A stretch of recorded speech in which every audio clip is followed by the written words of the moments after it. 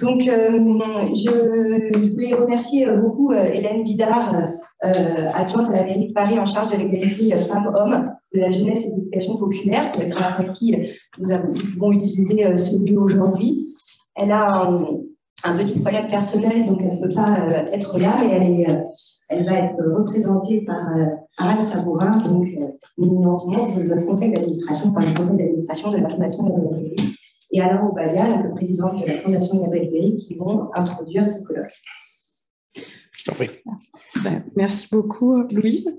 Est-ce que vous m'entendez bien? Je vais vous lire le mot de bienvenue qu'a préparé Hélène Bidard, qui est adjointe à la maire de Paris en charge de l'égalité femmes-hommes, de la jeunesse et de l'éducation populaire. Madame, Monsieur, cher Alain Obadia, c'est avec un très grand plaisir que je vous accueille à l'auditorium de l'Hôtel de Ville de Paris pour cette conférence intitulée « Les classes populaires à l'écart du politique », organisée par la Fondation Gabriel Péri. Je suis très contente que, même avec une jauge, l'Hôtel de Ville continue d'accueillir des séminaires et des initiatives de la société civile, car les institutions, les lieux de pouvoir doivent être ouverts à toutes et tous. Je voudrais commencer par saluer chaleureusement le travail de la Fondation Gabriel Péri, qui contribue à la compréhension, la diffusion, l'appropriation des pensées et analyses critiques des mouvements pour l'émancipation humaine par la rencontre, l'échange, la confrontation d'idées.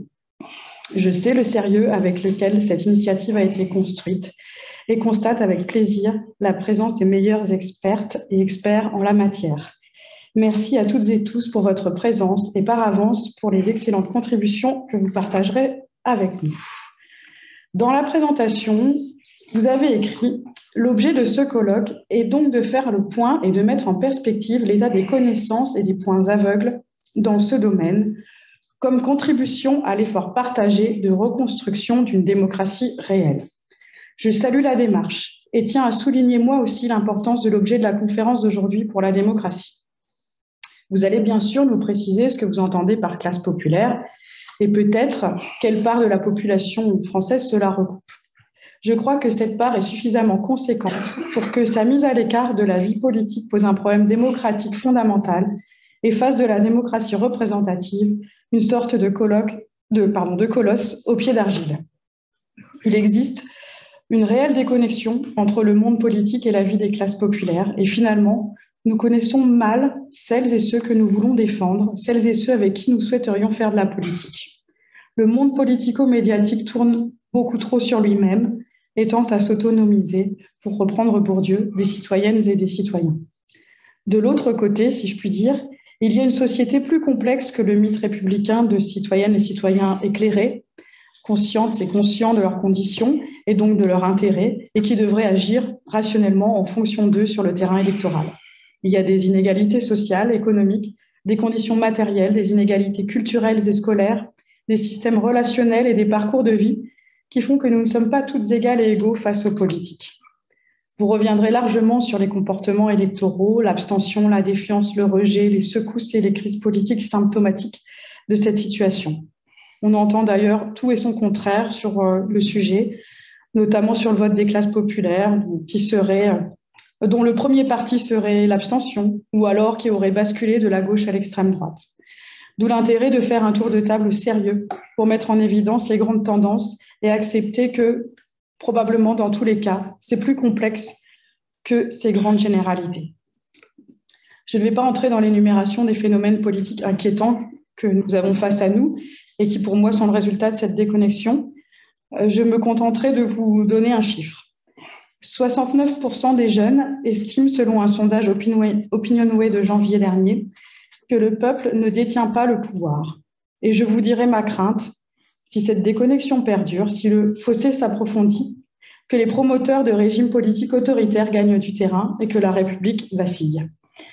Je suis inquiète de ce point de vue car je trouve qu'encore aujourd'hui, la gauche au sens large ne prend pas l'enjeu suffisamment au sérieux, voire pour une partie, se dit qu'il vaut mieux abandonner ce combat trop difficile. Je me souviendrai toujours du fameux rapport du think tank Terra Nova, il y a une dizaine d'années, qui pointait un repli démographique de la classe ouvrière, prise au sens le plus restreint, et un soi-disant conflit de valeurs entre la gauche et les classes populaires sur les questions sociétales, sous-entendant que les classes populaires ne devraient plus être le cœur de cible de la gauche de gouvernement. Tout dans ce raisonnement est contestable de mon point de vue, y compris le fait de ne pas considérer les femmes et les jeunes comme composantes des classes populaires. Avec mes responsabilités d'adjointe à l'égalité femmes-hommes, à la jeunesse et à l'éducation populaire, je trouverai un réel intérêt à suivre vos travaux car justement, dans ce que l'on appelle classe populaire, il y a une bonne partie des femmes et des jeunes auxquels s'adresse mon action. De plus, pour ces deux catégories, bien que très hétérogènes, l'enjeu de politisation est crucial et inconnu à la faveur des mouvements MeToo pour les femmes et des mobilisations sur le climat pour les jeunes, des évolutions que je trouve pleines d'espoir et sans doute de nature à transformer quelque peu leur rapport aux politiques. Vous l'avez compris, je rejette l'idée de considérer les classes populaires comme perdues pour la gauche et pour la démocratie. Au contraire, il y a un enjeu, mais je dirais même un devoir de reconquête. À ce titre, je me félicite que le colloque porte également sur l'identification des pratiques, des moments, des acteurs qui peuvent aider à inverser cette tendance. J'en suis convaincue, dans le monde syndical, associatif, de l'éducation populaire, dans les luttes, dans les moments de débat public intenses sur tel ou tel sujet, il y a des idées et des mécanismes de rapprochement, des espaces où la frontière entre le politique et les classes populaires est poreuse. Je pense bien entendu au mouvement des Gilets jaunes.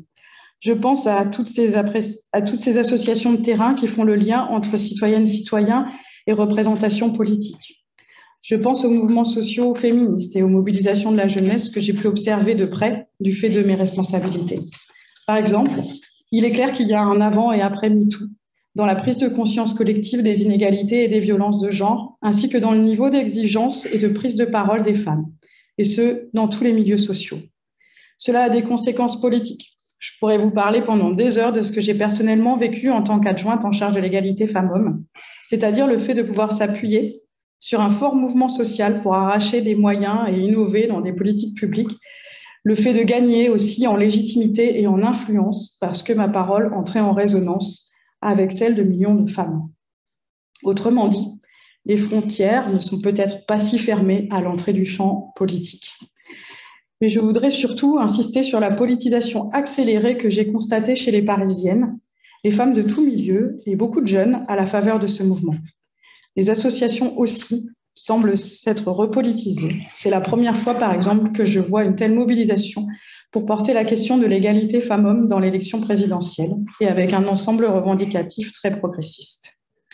En revanche, et je crois que c'est intéressant à noter ici, j'ai vu le phénomène contraire concernant un enjeu qui concerne les femmes qui cumulent le fait d'être femmes et des classes populaires. Alors que la crise sanitaire a rendu plus visibles les travailleuses essentielles aux yeux du grand public, dans le concret, c'est à un abandon pur et simple de ces professions que nous avons assisté. Il ne s'est rien passé politiquement pour le moment en leur faveur. Pas de revalorisation à la hauteur, pas d'investissement pour de meilleures conditions de travail, à peine quelques mesures sanitaires de protection, dans le public comme dans le privé d'ailleurs. Autrement dit, les premières de corvée n'ont pas encore trouvé leur expression politique propre et leurs intérêts restent pour le moment contournables pour le gouvernement, malgré, c'est vrai, des luttes sectorielles bien réelles. Concernant les jeunes, selon l'ouvrage de Valérie Becquet et Paolo Stupia, Géopolitique de la jeunesse, engagement et, entre parenthèses, démobilisation, il y aurait 4 grandes causes moteurs d'engagement chez les jeunes. L'aspiration à un nouveau modèle de société libérée des intérêts économiques et financiers, exemple Nuit debout. Les causes environnementales, exemple Marche pour le climat. Les causes civiques concernant les droits des minorités et la lutte contre les discriminations, exemple MeToo, Black Lives Matter. Enfin, les causes liées aux conditions de vie des jeunes et propres à leur classe d'âge, qui recoupent par exemple les questions liées à l'éducation ou aux inégalités territoriales. Plutôt que de dénigrer à coups de wokisme ce qui constitue précisément les motifs de révolte et d'engagement des jeunes, posons-nous plutôt la question de la capacité de notre démocratie à écouter, donner du pouvoir aux premières concernées et répondre à ces aspirations. À l'échelle de la ville de Paris, nous disposons d'outils et d'instances, à l'instar du Conseil parisien de la jeunesse que nous avons récemment fait évoluer afin de favoriser la participation des jeunes des quartiers populaires à l'échelle de leur quartier et de leur arrondissement. Mais nous savons bien sûr que la réflexion doit se poursuivre afin que celles et ceux qui sont les plus éloignés de la vie citoyenne puissent davantage y faire entendre leur voix Et les discussions de cet après-midi seront assurément très enrichissantes dans cet objectif.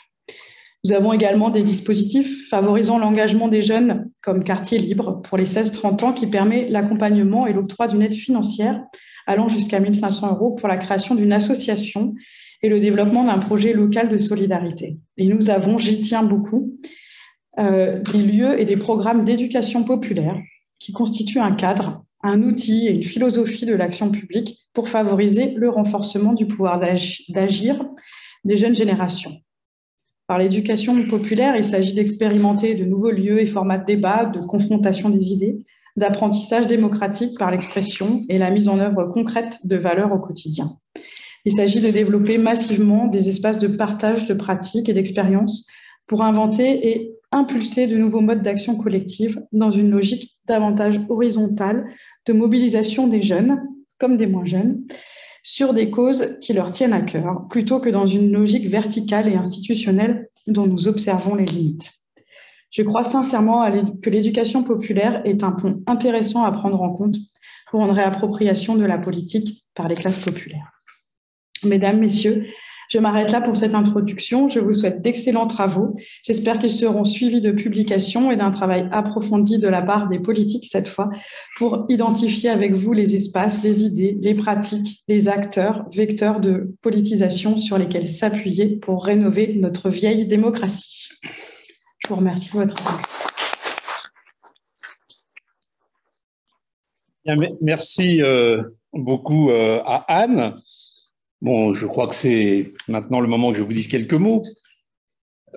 Voilà, je veux tout d'abord remercier la mairie de Paris et tout particulièrement Hélène Bidard et Anne Earl-Sabourin qui s'est faite son interprète, de nous accueillir dans ce lieu et de mettre à la disposition de nos travaux les moyens de communication nécessaires ainsi que les équipes que je veux remercier elles aussi. La relation des classes populaires aux politiques est une question majeure pour notre avenir démocratique.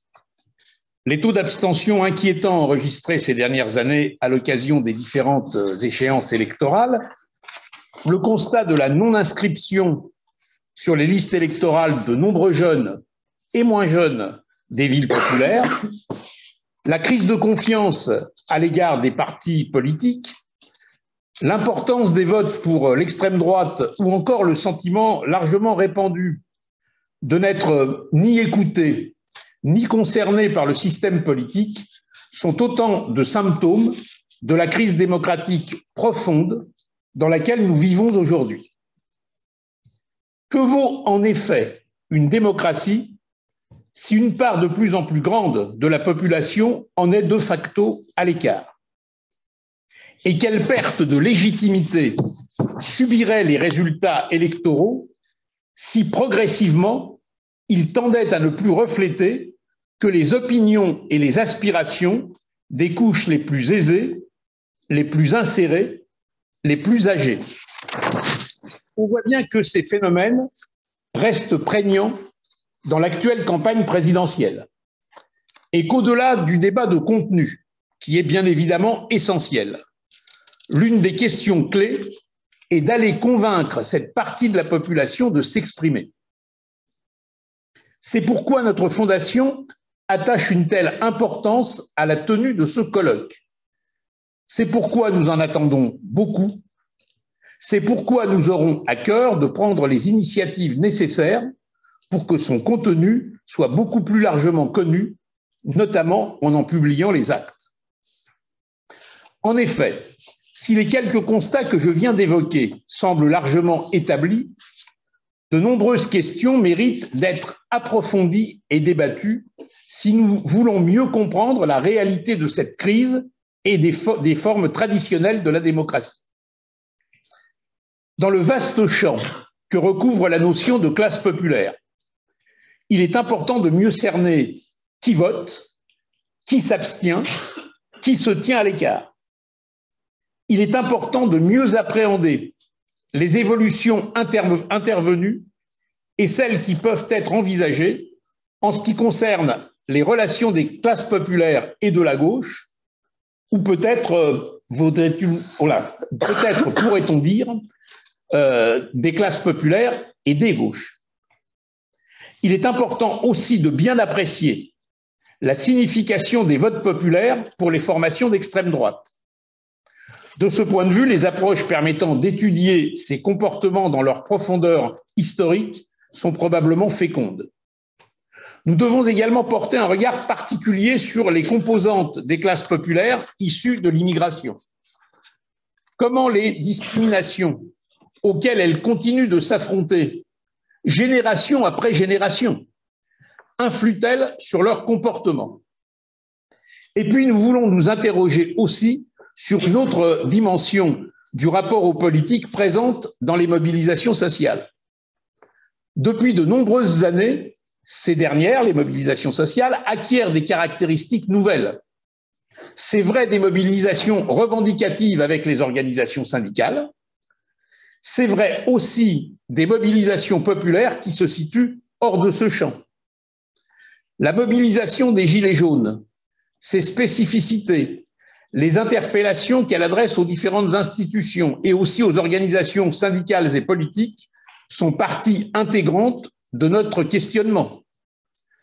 Mais on pourrait dire des choses comparables à propos de mouvements tels que les mouvements féministes, MeToo, ça a été cité, etc. C'est sur ces différents sujets, et quelques autres, car le propos que je tiens n'a aucune ambition exhaustive, que porteront les contributions que nous allons entendre, ainsi que nos débats. Nous bénéficierons d'interventions de grande qualité de la part de nos invités, universitaires, chercheurs et chercheuses, élus ou militants syndicaux. Je veux les remercier d'avoir accepté notre invitation. Je veux remercier également les modérateurs et modératrices de nos tables rondes qui permettront qu'elles se déroulent dans les meilleures conditions. Alors, le cheminement de nos travaux consistera dans un premier temps à nous appuyer sur une approche historique en nous interrogeant sur les relations des classes populaires aux notions de gauche et de droite et en regardant avec la profondeur de champ nécessaire les conditions de la représentation de ces classes par le Parti communiste dans l'histoire de notre pays. Nous porterons ensuite l'accent sur les éléments factuels des comportements électoraux, comme je l'ai dit tout à l'heure, qui vote, qui s'abstient, comment analyser le soutien au Rassemblement national, par exemple. Puis nous examinerons les facteurs de mobilisation, démobilisation ou nouvelles formes de mobilisation des classes populaires à partir des mutations du travail, du combat pour l'égalité entre les femmes et les hommes, de la lutte contre les discriminations racistes. Concernant les nouvelles formes de mobilisation, nous ferons un focus sur le mouvement des Gilets jaunes. Notre après-midi de demain sera consacré à une réflexion sur les réponses à cette crise de la démocratie et sur les perspectives envisageables. Nous interrogerons le rôle des partis politiques et les débats en cours en leur sein sur la question des classes populaires. Nous réfléchirons à partir d'une expérience locale de mobilisation citoyenne concernant la ville de Fleury-Mérogis. Nous aborderons la lutte contre l'abstention à la lumière d'une réflexion sur les campagnes de terrain. Nous nourrirons notre analyse des attentes et des aspirations dans le monde du travail. Enfin, Daniel Gaxi nous donnera son éclairage sur la question globale que nous avons posée. Les catégories populaires sont-elles à l'écart du politique? Alors, c'est un programme stimulant. Nous avons toutes et tous envie d'entrer dans le vif du sujet. Et donc, je vais terminer.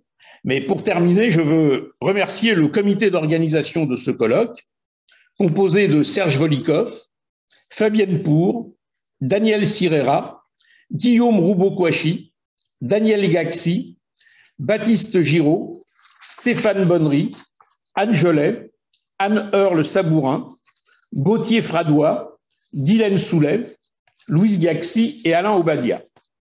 C'est grâce à ce comité que nous avons pu concevoir le colloque et solliciter nos intervenantes et intervenants.